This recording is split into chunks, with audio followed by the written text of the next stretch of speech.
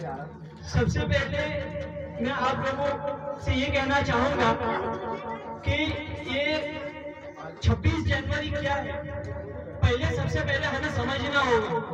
आज हम सबको मालूम है हर मजहब का एक अलग अलग त्यौहार होता है। जैसे मुसलमानों के लिए ईद, क्रिश्चियन के लिए क्रिसमस होता है, हिंदुओं के लिए दिवाली होती है। जैसा है हर मजहब के लिए अलग अलग त्यौहार होता है, लेकिन 2 दिन पूरे साल के अंदर ऐसे आते हैं कि जिसके अंदर सब लोग मिलकर के जश्न मनाते हैं। एक 15 अगस्त और एक 26 जनवरी। अभी 15 अगस्त और 26 जनवरी है क्या, स्कूल में ले देकर थोड़ा सा बताया जाता है, लेकिन हमारे बच्चों को हमें पूरा इल्म देना चाहिए और हमें भी खुद जानना चाहिए। इसलिए कि अगर हम जिंदगी गुजारना चाहते हैं, अगर हम जिंदगी को अच्छा बनाना चाहते हैं और हम अपनी जिंदगी में आगे बढ़ना चाहते हैं, तो हमें अपने मुस्तकबिल में देखना होगा। तो 15 अगस्त क्या है?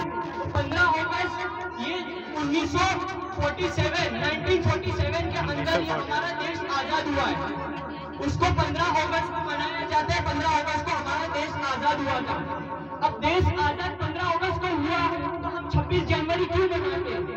तो 26 जनवरी जी, अब देश तो आजाद हो गया, लेकिन किसी को ये मालूम नहीं था कि अब ये देश चलेगा कैसे, क्योंकि अब देश बन तो गया, लेकिन अब इसके अंदर कैसे चलना है, कैसे रहना है, किसको क्या कहना है, किसको क्या नहीं कहना है, ये अभी तक उसका कानून और डेमोक्रेसी नहीं बना था।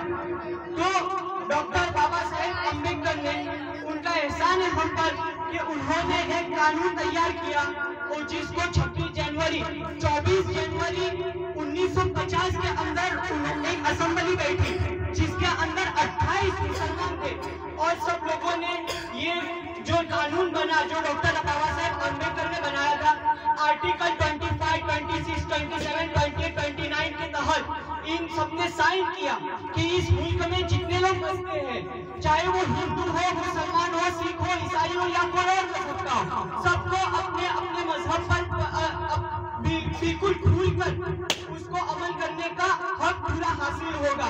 और इसीलिए ये कानून बना और सबने इस कानून के ऊपर साइन किए। और 24 जनवरी को जब ये कानून बना तो 2 मुसव्वदे तैयार किए गए, एक हिंदी में और एक इंग्लिश में। जो इंग्लिश में था वो बाहर भेजा गया और हिंदी को यहाँ पे शाये किया गया। और 24, अब तुम लोगों के ज़हन में सवाल होगा कि जब 24 जनवरी को ये कानून बना तो जश्न 26 जनवरी को क्यों मनाया जाता है? तो 24 जनवरी को ये कानून असेंबली के अंदर बना था, लेकिन उन लोगों ने जो पब्लिश किया, यानी कि पूरी दुनिया में फैलाया गया, वो 26 जनवरी था। और 26 जनवरी को ये कानून पूरी दुनिया में शाये किया गया और लोगों को इस कानून के बारे में बताया गया कि आर्टिकल 25, 26, 27, 28, 29 के तहत हर मजहब वाले को अपने अपने मजहब पर खुलकर जीने का हक है और वो जैसा चाहे वो जी सकता है। इसके बाद कुछ लोगों ने कोशिश की कि हिंदुस्तान के अंदर एक ही कानून हो। अभी भी कुछ लोग कोशिश कर रहे हैं, लेकिन अल्हम्दुलिल्लाह अल्लाह का शुक्र है और अल्लाह का एहसान है कि उसने इन लोगों की नाकाम कोशिश को, उन लोगों की जो नापाक शायरी से थी, उसको खत्म करवाया और ऐसा कुछ हुआ नहीं। कुछ लोग सरदार हुसैन बंटी रहमतुल्लाह अलैह, उन्होंने और उनके दोस्तों ने मिलकर उनके पास जब सरदार वल्लभ भाई पटेल आए और उन्होंने कहा कि एक ही कानून होना चाहिए, ये क्या है आर्टिकल 25, 26 वगैरह के हर मजहब वाला अपने अपने मजहब के मुताबिक ये किया जाता है। तो हम चाहते हैं कि हिंदुस्तान में, और दूसरे लोग भी चाहते हैं कि हिंदुस्तान में एक ही कानून, ये हमारे मुल्क हर एक अपनी एक चीज पर फख्र करता है कि हमारे पास ये पावर है, हमारे पास ये मिसाइल है, हमारे पास ये है। वैसे ही हमारे हिंदुस्तान के पास जो पावर है वो ये है कि जमहूरी है कि इधर हर मुल्क वाले को खुल करके जीने का हक दिया जाता है और यही डेमोक्रेसी हमारे मुल्क की खूबसूरती है। और अगर तुम इस मुल्क को अगर अच्छाई से बढ़ाना, अच्छाई से चलाना चाहते हो तो इस डेमोक्रेसी यानी कि ये जो जमहूरी है इसको तुम कानून बदल नहीं सकते और ये इसी के मुताबिक चलेगा। तो फिर कुछ लोगों ने फिर जब कुछ कैंसिल हुआ और फिर भी कुछ लोगों ने कोशिशें की और जब मुसलमानों को यहाँ से भगाने की कोशिश की और कुछ मुसलमान यहाँ से जाने भी लगे तो डॉक्टर अब्दुल कलाम आजाद जो कि जिन्होंने एजुकेशन के सबसे पहले शिक्षक थे, कौन है?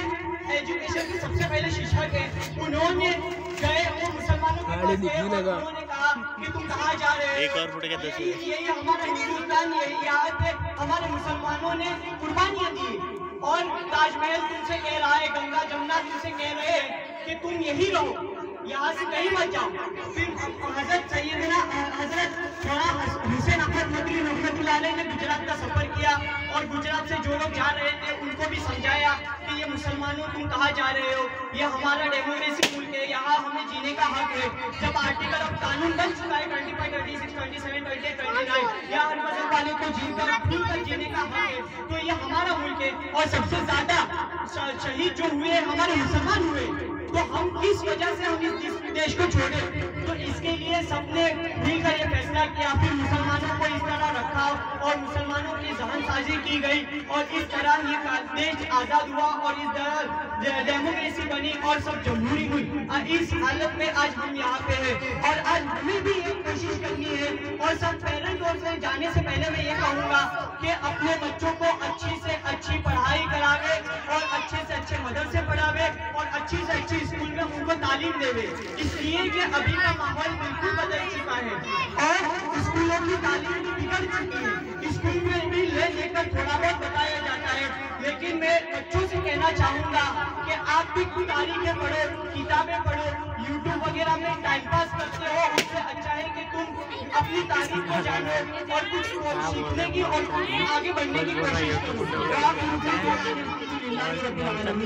यूट्यूब में तालीम मत करो।